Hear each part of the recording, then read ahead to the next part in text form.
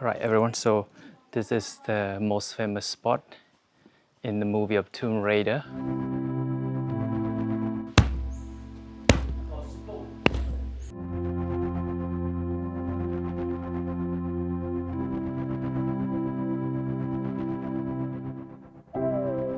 If you are visiting Siem Reap, Angkor Wat Temple is your prioritized temple.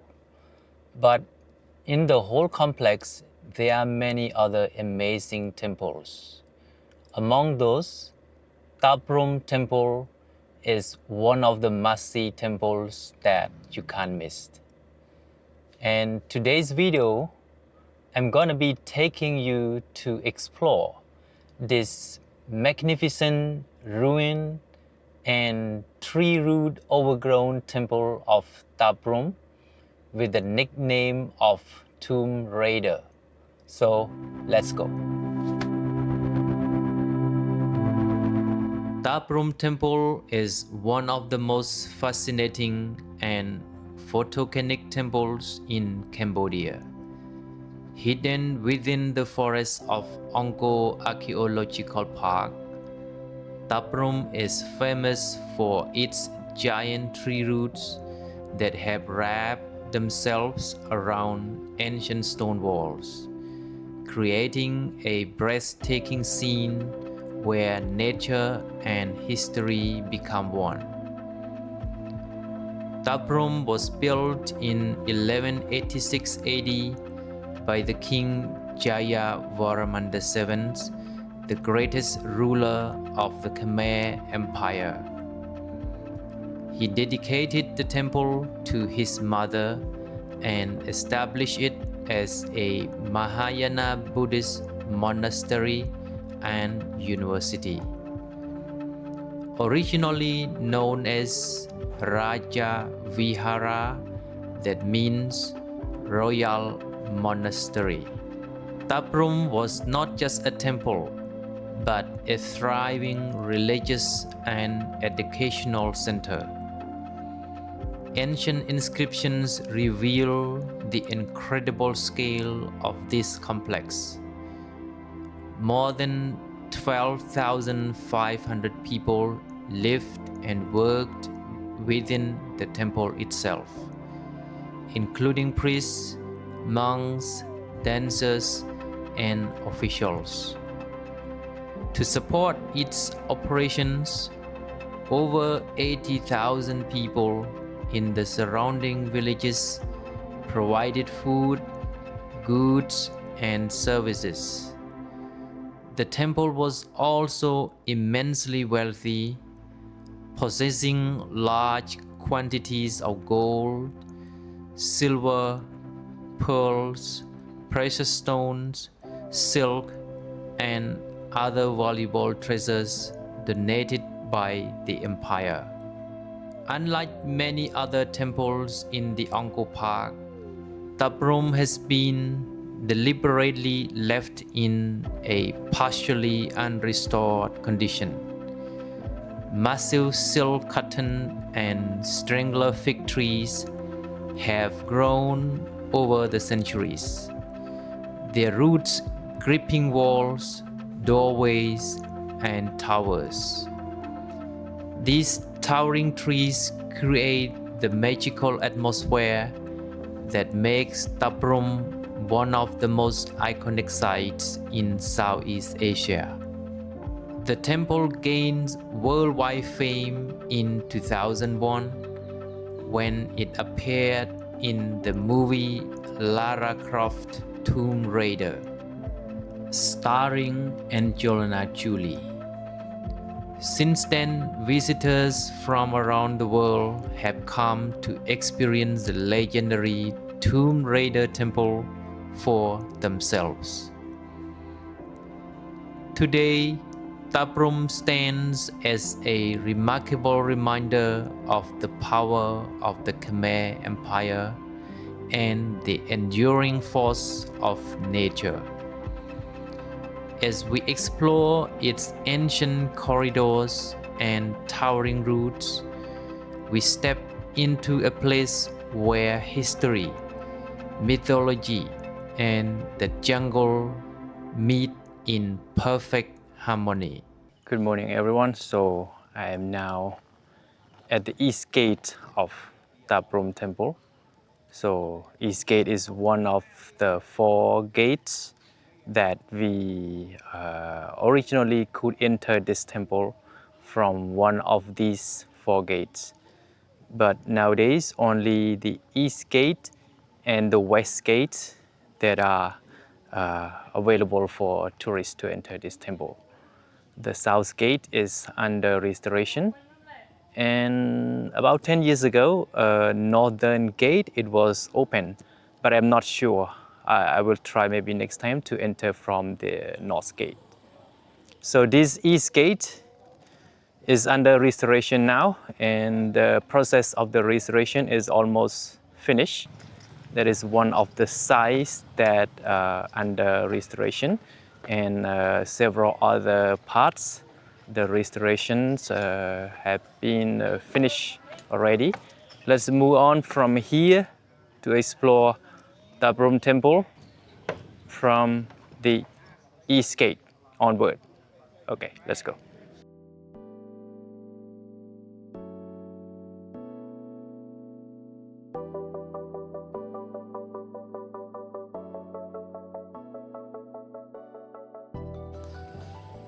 So the restoration project is sponsored by the government of India. As you can see, India-Cambodia cooperation project. And on the billboard over here, they put the image that shows several parts of these temples that have been restored. And you can compare, like section number 1 is the situation before restoration and after restoration.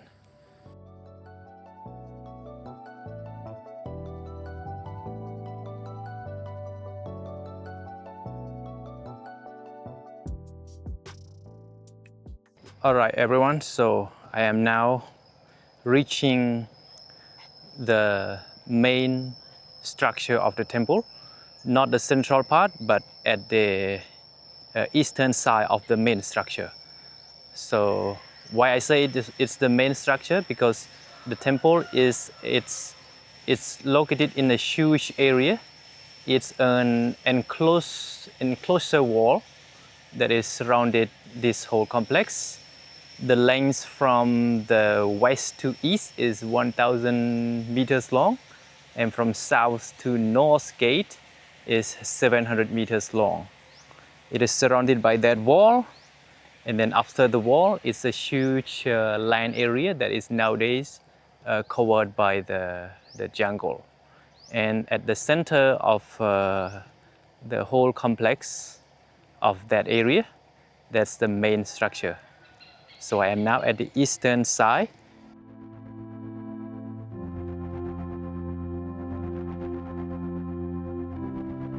So as you can see, there's a tree that is sitting on the top of the roof over there. But we're gonna see more amazing than that when we get to other side of that tree, that you're gonna see all the roots that are lying from the top all the way to touch the ground.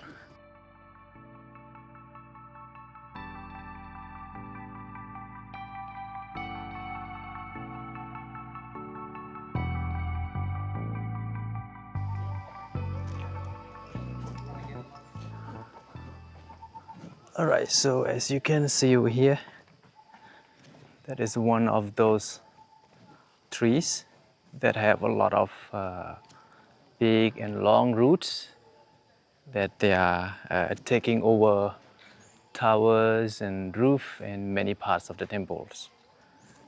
So this kind of tree in the local language is called spung, but it's a type of silk cotton tree.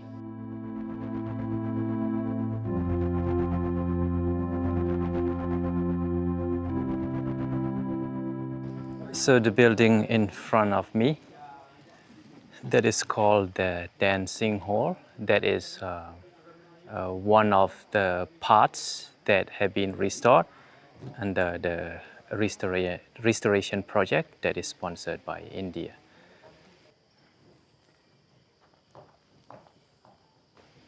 Okay, so let's move on to see the inner parts of the temple.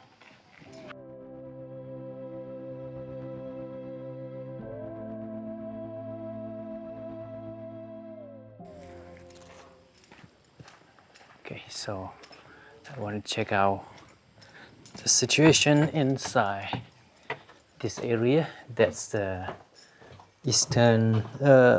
southeastern gallery from the east side. Here that it's been restored. It's nice. They added some new stones and they most of the original stone on the roof and on the side of the wall as well. And on the side of this wall, as you can see, the shapes like that, like the frame that originally there were figure of Buddha. The carvings inside those frames shape that originally all those were the image of Buddha. They carved inside those frames. But during the Hindu reaction in the 13th, late 12th century and early 13th century, that a lot of carvings that show about the figure of Buddha were damaged or cut away from the wall of the temple and from many parts of the temples as well.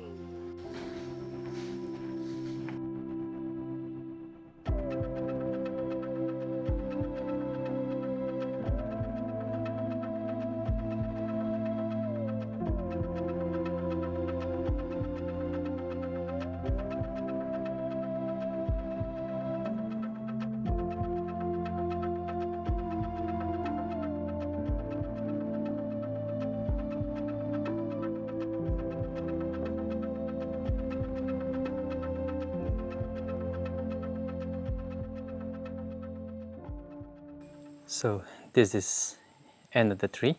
That is one of the kapok or silk cotton trees that they all like growing and taking over the parts of the temple.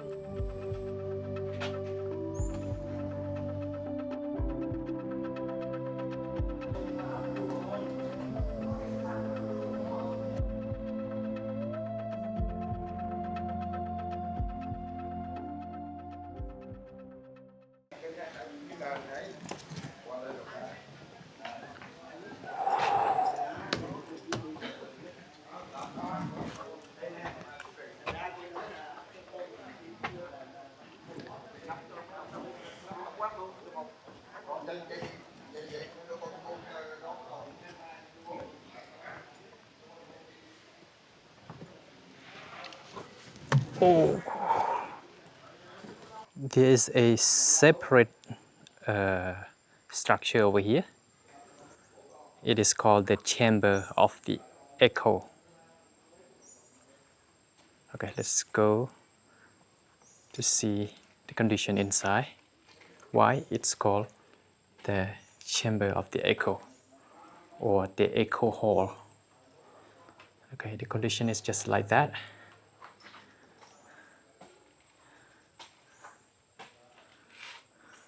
Okay, there's one doorway at the west side and another way from the east side and south. It's just like that. It's a false door, and north is the false door as well.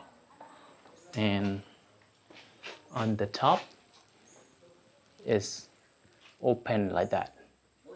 The ceiling open, probably they designed in that purpose from the beginning, that keeps the top remain open always like that since the beginning till now. So let me show you the reason why This chamber here is called the Hall of the Echo. Let me prove.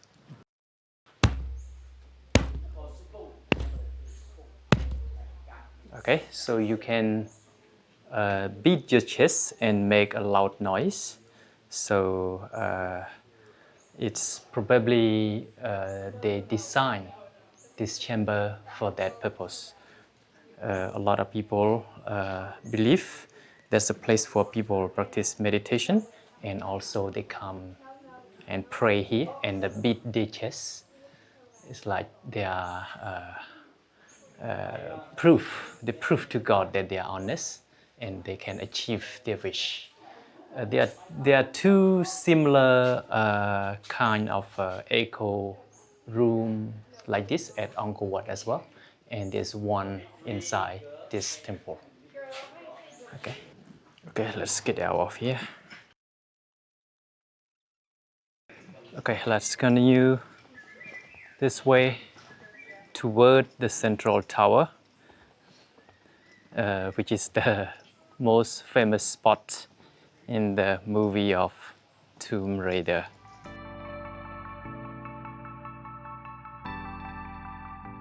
So the temple's architectural style, it's just one story on the flat area that is totally different from most Hindu temples, that most of them are the multi-story temple mountain. But this is because of the Buddhist architectural style, okay, that built by the King Jayavarman VII, that he was the Buddhist king, and he's considered as the kindest king and the strongest king of the Khmer Empire as well, before the empire collapsed.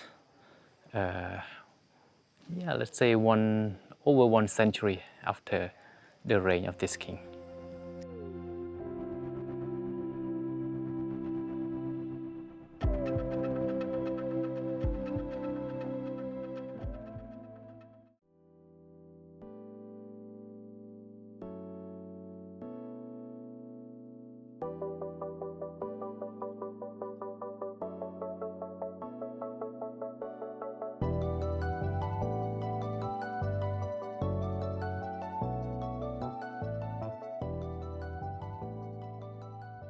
All right, everyone, so this is the most famous spot in the movie of Tomb Raider, that if you watch that movie, you can see Angelina Jolie, who is holding a rope from the top of the tree, and she gets into the door that you can see right behind me. And then when she gets into that door, it's gonna be a complete different place. Okay, so normally there are a lot of tourists that stand in a long queue over here, just waiting to take photo with this tree.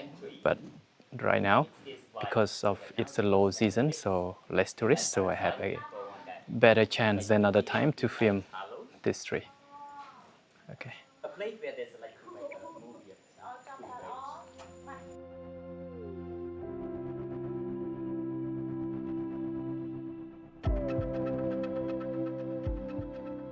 So that is the central tower. Okay, go ahead, please, no problem. So this is the view around the central sanctuary, and that is the strangling fig. That is the most famous spot in the movie of Tomb Raider. It's just right next to the central tower. Okay, we are entering the central tower of the temple. That is the most important part of the temple, because this temple was built by the King Jayavarman VII and dedicated to his mother. And on the pedestal over here, originally there was a statue of Prajna Paramita, that she is a kind of goddess in Mahayana Buddhism, that she is the the goddess of wisdom, that Buddhists in Mahayana Buddhism believe she is the mother of every Buddha. So the statue of Prajna Paramita, probably made of precious stone, so it is gone. And look at the side of the wall, okay, the inner surface of the central tower. You can see there are so many holes. So according to the inscriptions that tells about a lot of valuable items, 1,000 kilos of gold, diamond, precious stone, pearl, silk, whales, and so on were used to decorate and used in many purposes inside this temple. Okay, so over here there is another tree that you can see in one of the scenes of the movie of Tomb Raider as well. So look at the roots of the trees there, the way how they are taking over that part of the temple. That is the roof of the gallery. So its shape, it's like a giant octopus, and it is very tall.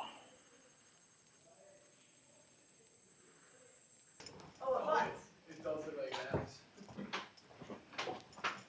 What type of butt is that? Alright, so let's get out of here, and I'm gonna be showing you one important carvings that is on the side of the wall. So this carving has made a lot of debates between scientists, historians, and a lot of experts.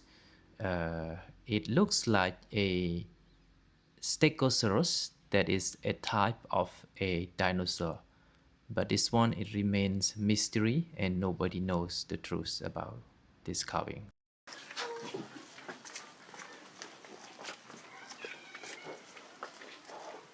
So that is the other side of the tree that looks like a giant octopus. This is the west side of that tree. Many parts are collapsed, like pillars and towers.